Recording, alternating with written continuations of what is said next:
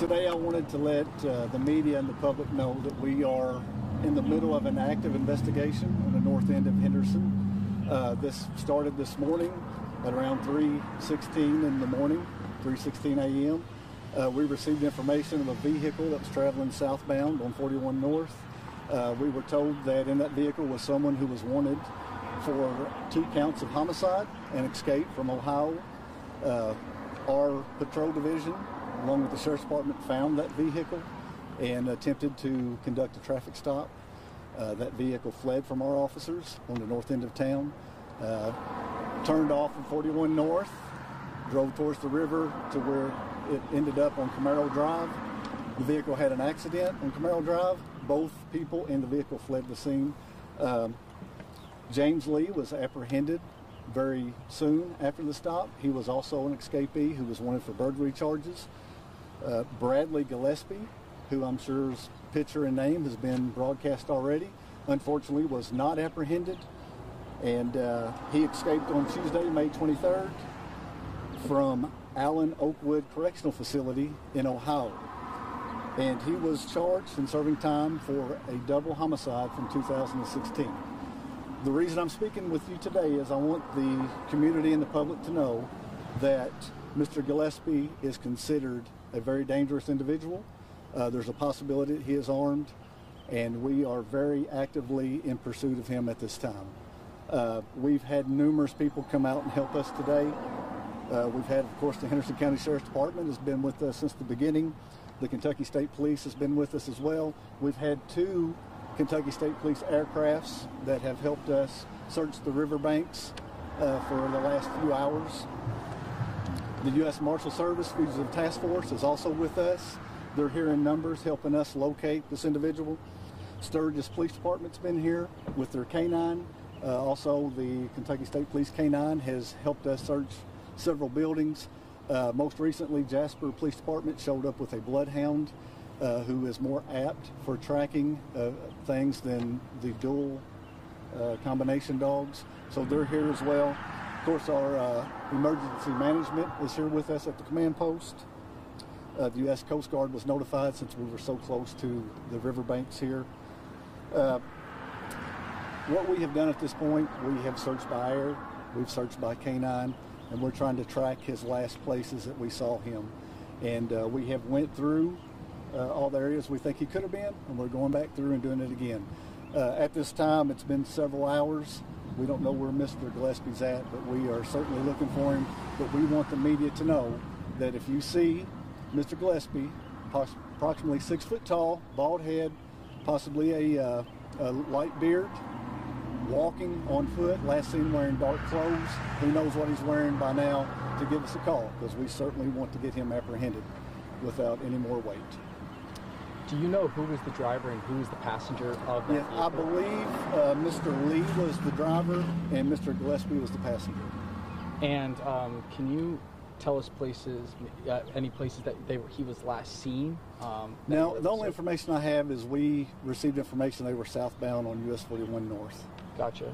Do you know the nature of the car accident, like why they crashed? Were they being pursued? It would appear they were being pursued and come to a dead-end road. Obviously, they wasn't aware that the road was ending and hit a fence.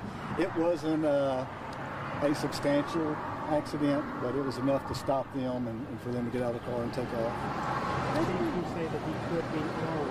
Is there a reason that you believe that besides Well, we did receive a notification from the U.S. Marshal Service out of Ohio who gave us a warning that he's possibly armed, and their dealings with him is armed in the past. So we want to just put that out there. We did not see a weapon or anything, but his history would indicate that there's a good chance. Also, you had, the fact that they're here in Henderson, is there any reason that y'all know that they could be in this area besides the fact that they're fleeing Ohio? Could they know anybody in this area?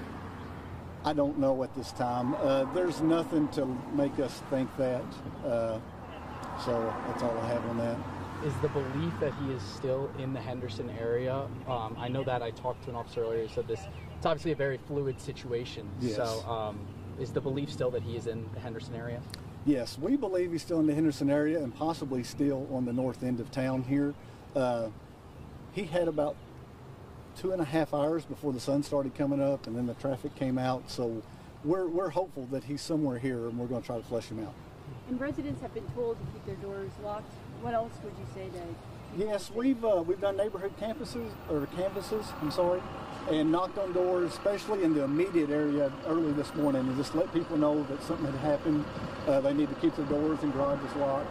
And again, if anyone sees anything out of place, give us a call.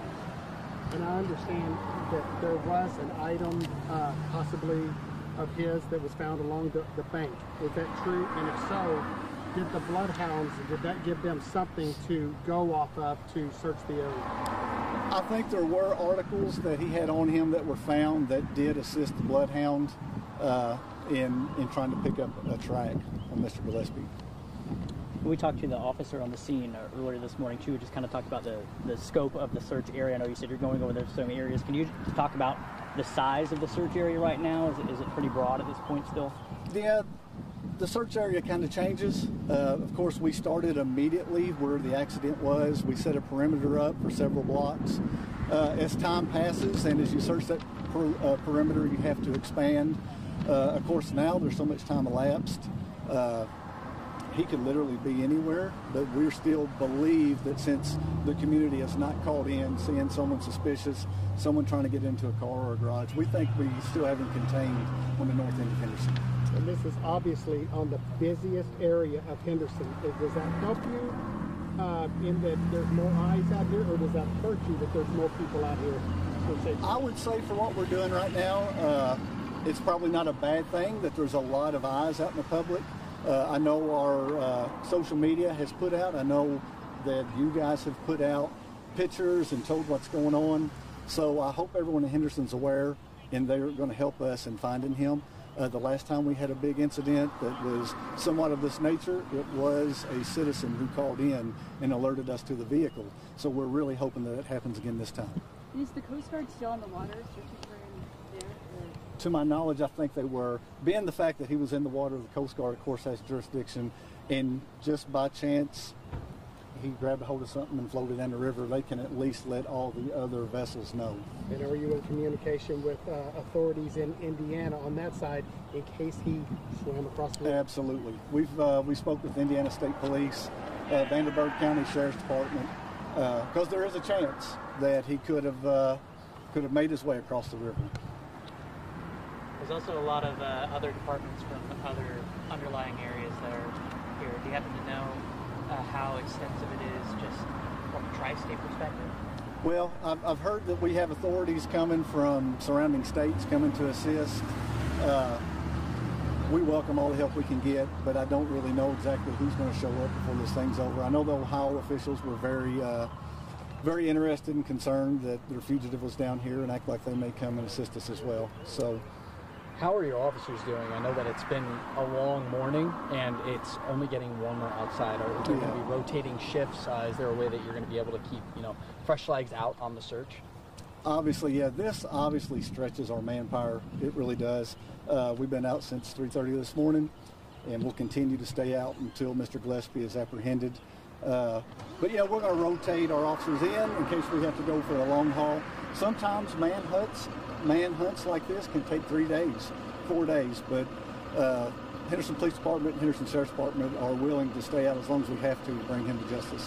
What are some areas that in manhunts like this, suspects can be, found frequently that maybe the public should avoid or be cautious in certain areas? Just as a general concern, I would say any dense areas of brush or trees, any outbuildings, any garages, abandoned vehicles, abandoned buildings, anything of that nature. I would say this morning when he was in pursuit that he would look for shelter anywhere he could find it. And then I do know in some cities, I know in Evansville, Warren County, recently we've done stuff on where they have these cameras, flock cameras that are around the area. Do you guys have any sort of a flock camera system in Henderson? We do have a flock system. It's not been in place very long, but yes, we do have a system. And have you guys been utilizing that to try to keep eyes on that? Yes, the flock cameras run 24 hours a day, and we monitor those as well as everything else. Thank you all, and if the sheriff has something, I was just going to share that on the water, we currently have the Henderson City Fire Department. We have the Henderson City Police Department has a boat. Perry Township out of southern Indiana is out on the water. Indiana Conservation is on the water as well with law enforcement. So they're monitoring the banks north and south of the last place he's been seen.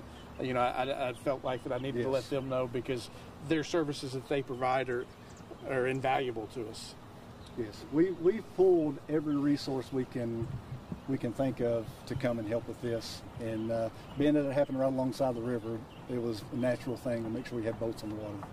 One last thing. Yes, sir. What kind of clothing can you share what was found? You know, what kind of item of clothing? Do we have any idea what he was wearing? The last we saw was a dark shirt that was picked up on home security cameras. Dark shirt, dark pants. One of the articles that we found was a shoe, and that was used for the bloodhound track. And so you have been able to find some sights of him on some home security, you know, kind of helping you guys pave the direction. Yeah, absolutely. Thank you all. Thank you.